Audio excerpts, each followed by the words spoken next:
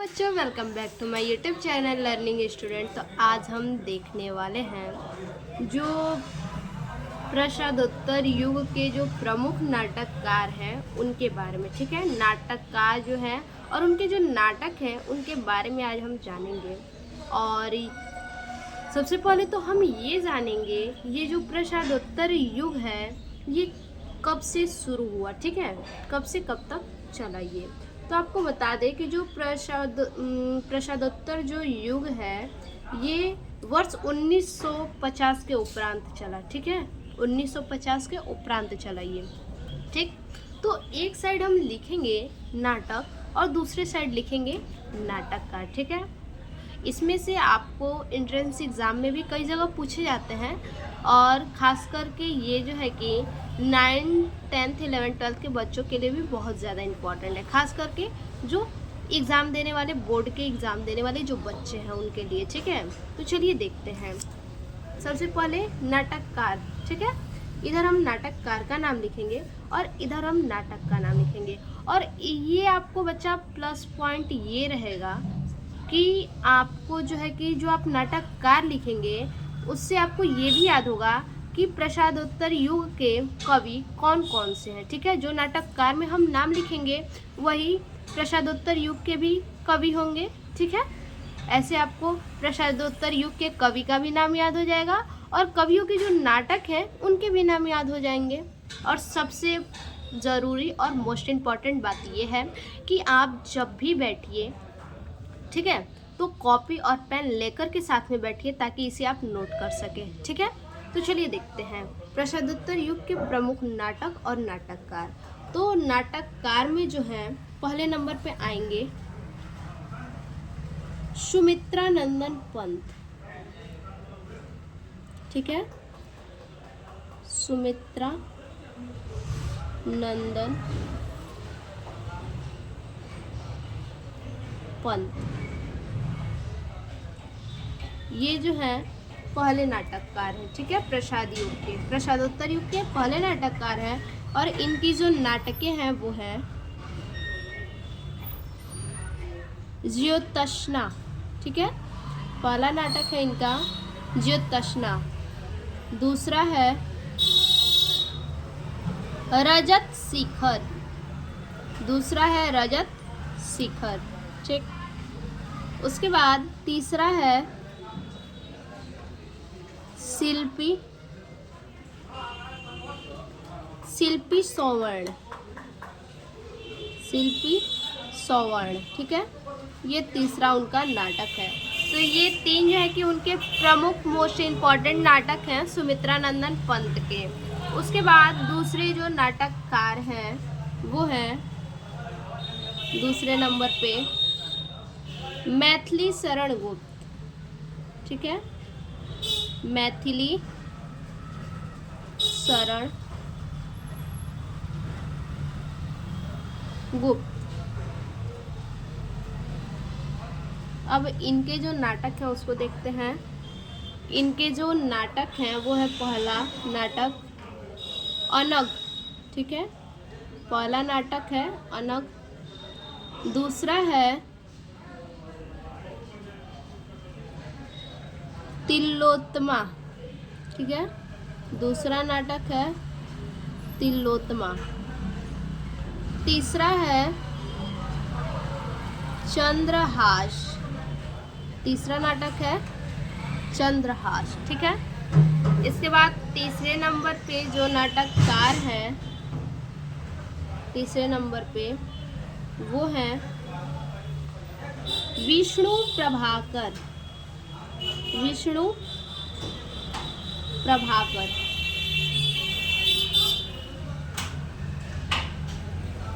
ठीक, इनके कौन कौन से नाटक हैं देखिए। इनका जो पहला नाटक है वो है डॉक्टर, पहला नाटक है डॉक्टर, दूसरा है समाधि,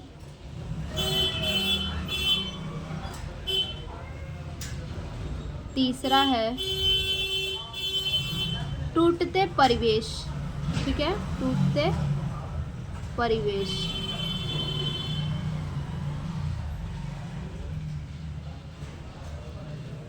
चौथा है अब और नहीं, अब और नहीं।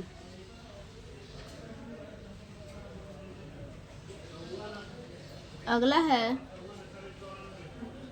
लिपस्टिक, लिपस्टिक की मुस्कान, लिपस्टिक की मुस्कान। ठीक है। अगला है नव प्रभात, नव प्रभात। अगला है रक्त चंदन, रक्त चंदन। ठीक है। और इसके बाद जो आखिरी और लास्ट जो नाटक है वो है युगे युगे क्रांति। ठीक है, युगे युगे क्रांति। ठीक है। तो ये इनकी जो हो गई नाटक, प्रमुख नाटक के ये हैं। ठीक है। इसके बाद अगला जो है चौथे नंबर पे जगदीश चंद्र माथुर। ठीक है, जगदीश चंद्र माथुर।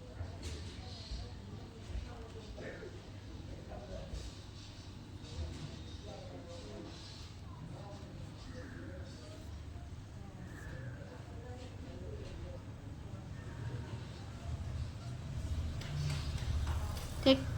अब इनकी जो रचनाएं हैं वो हैं कोणार्क,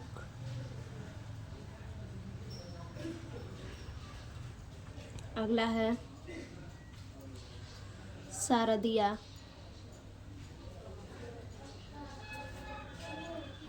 अगला है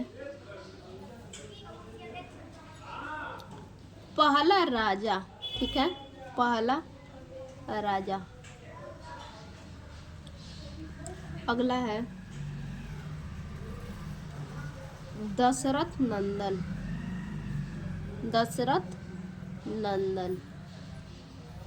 ठीक है। तो ये जो है कि जगदीश चंद्र माथुर के इतने नाटक हैं। ठीक। उसके बाद अगले जो नाटककार हैं 5वें नंबर पे, उनको देखिए, वो हैं धर्मवीर भारती। ठीक है, धर्मवीर भारती। अब इनके कौन कौन से नाटक हैं उनको देखते हैं। देखिए, इनका एक ही नाटक है जो है अंधा युग। ठीक है, अंधा युग, ये इनके एक ही नाटक है जो कि प्रमुख नाटक है इनके। अगला जो है मोहन राकेश। ठीक है, 6वें नंबर पे है मोहन राकेश।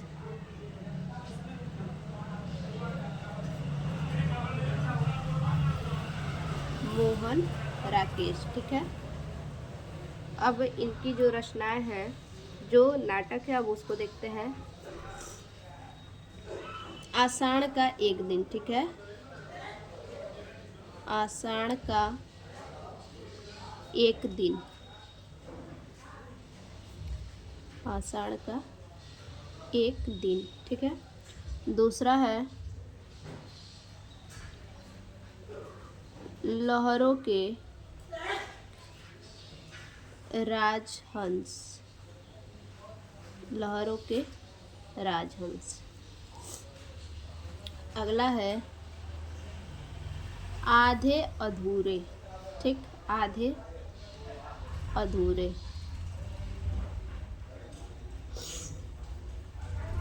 अगला पैरों तले जमीन, पैरों तले जमीन। ठीक है। तो इनकी इतनी ही नाटक हैं मोहन राकेश की। अगले जो नाटककार हैं उनको देखते हैं। वो हैं 7वें नंबर पे मन्नू भंडारी, मन्नू भंडारी, ठीक है, मन्नू भंडारी। इनके कौन कौन से नाटक है देखिए। बिना दीवारों के घर, ठीक है, बिना दीवारों के घर, बिना दीवारों के घर। उसके बाद दूसरा है रजनी दर्पण, ठीक है, रजनी दर्पण। तो ये दो जो नाटक है वो है मन्नू भंडारी के नाटक, ठीक है। अगले नंबर पे जो नाटककार हैं वो हैं शिव प्रसाद सिंह, ठीक है, शिव प्रसाद सिंह। इनका जो नाटक है वो है घाटियां गूंजती है, ठीक है, घाटियां गूंजती हैं, गूंजती है, ठीक। यही एक इनका नाटक है। उसके बाद 9वें नंबर पे जो नाटककार है वो है सर्वेश्वर, ठीक है, सर्वेश्वर दयाल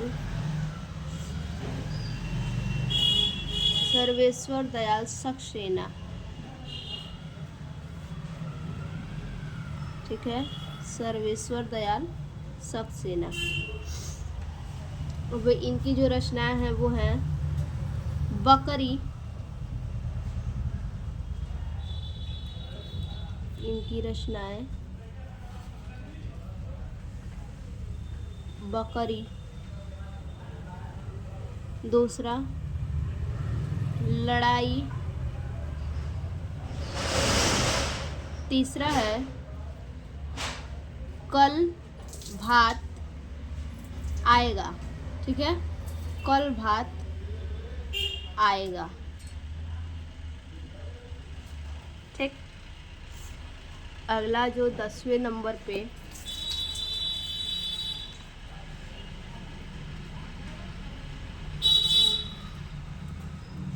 अगले जो नाटककार हैं वो हैं अज्ञेय, ठीक है, अज्ञेय जी हैं नाटककार। इनकी कौन कौन सी नाटकें हैं देखिए। इनका नाटक है उत्तर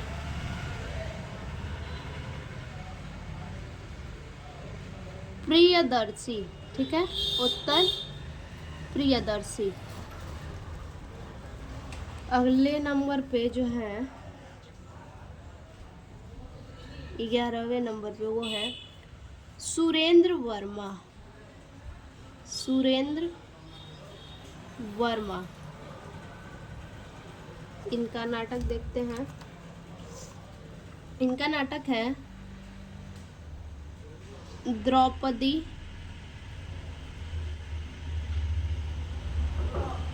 आठवां सर्ग,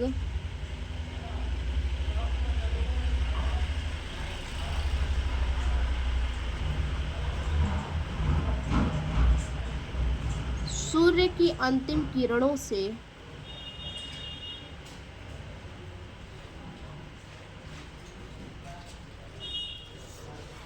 अंतिम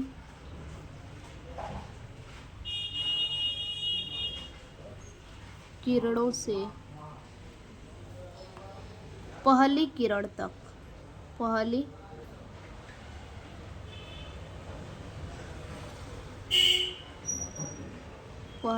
किरण तक। अगला सेतुबंध, सेतुबंध,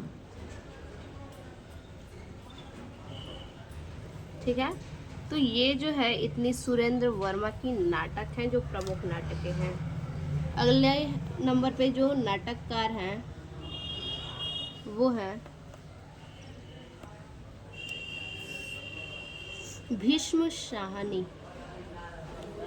भीष्म साहनी।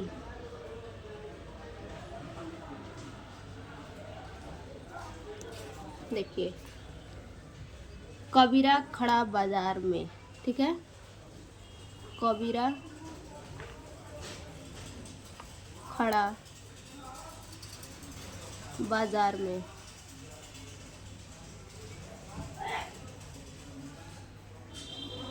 दूसरे नंबर पे है हानुश, ठीक है। तीसरे नंबर पे है माधवी, ठीक। तो ये इनकी जो नाटक इतने ही हैं। अगले नंबर पे जो नाटक है, नाटककार जो हैं वो है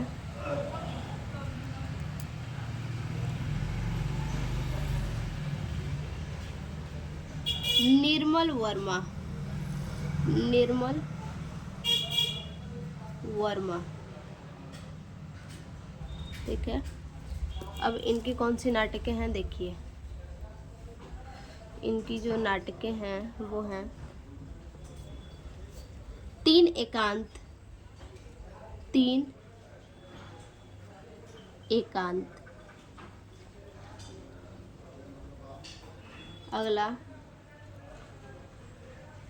धूप का एक टुकड़ा, धूप का एक टुकड़ा।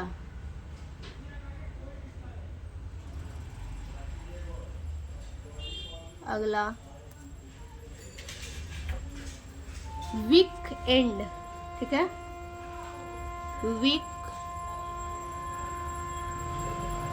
एंड। अगला 1.5 इंच ऊपर, 1.5 इंच ऊपर, ठीक है। तो ये इतनी इनकी रचनाएं हैं निर्मल वर्मा की, ठीक है, नाटकें हैं। तो देखिए, ये सभी अगर आप जो है कि नाटककार और नाटकों को याद कर लेते हैं तो आपको बहुत ज़्यादा प्लस पॉइंट होगा। एक तो प्रसादोत्तर युग इनके कवियों का नाम याद हो जाएगा और इनके नाटक भी साथ ही साथ आपको याद हो जाएगा, ठीक है। तो फिर से मिलते हैं ऐसे एक और नए वीडियो में, तब तक के लिए धन्यवाद।